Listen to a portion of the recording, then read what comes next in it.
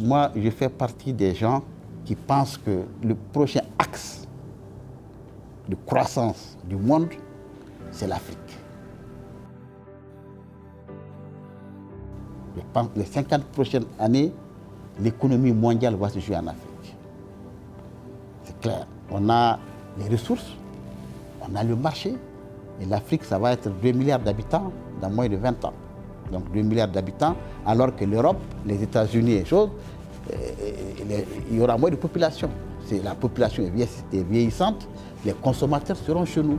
Donc vous voyez déjà le flux qui est en train de se passer. Et moi, je fais partie des gens qui pensent qu'il y aura même l'effet contraire. C'est-à-dire, au lieu qu'on immigre vers l'Europe, c'est l'Europe qui va immigrer chez nous. Donc, mais il ne faut pas qu'on se leurre. Est-ce qu'on est prêt pour ça?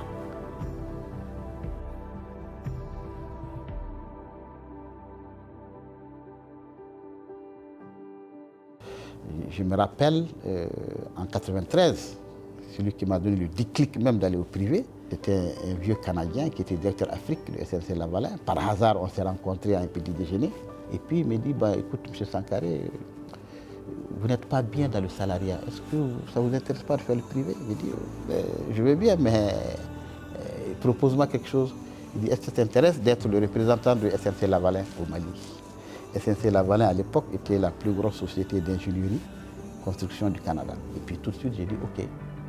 Et il m'a dit, bon, on a un représentant en Tunisie qui s'appelle la Société tunisienne d'études et de réalisation, la STER. Donc j'ai dit, bon, moi, je vais faire Société africaine d'études et de réalisation. Et voilà comment STER est parti. Juste une rencontre fortuite avec un consultant canadien. Et ça, c'est des moments, je me rappelle comme si c'était aujourd'hui. Ça fait 25 ans, mais je me rappelle comme si c'était aujourd'hui. Et c'est là que j'ai eu le déclic de faire du business. Le premier conseil que j'ai, c'est la confiance en soi. Il faut avoir confiance en soi et ne jamais dire « je ne peux pas ». Il faut toujours dire « je peux ». Parce que si tu dis que tu ne peux pas, tu ne pourras jamais. Ça, c'est le premier conseil que je leur donne. Et deuxièmement, le modèle économique.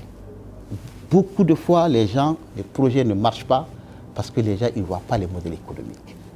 Et puis de la persévérance. Il faut savoir attendre et commencer par le début. Parce qu'en Afrique, le plus souvent, les gens veulent commencer par la fin. Si tu ne commences pas par le début, tu ne vas pas aller loin. Donc il faut commencer par le début. Accepter de souffrir, accepter de faire des sacrifices.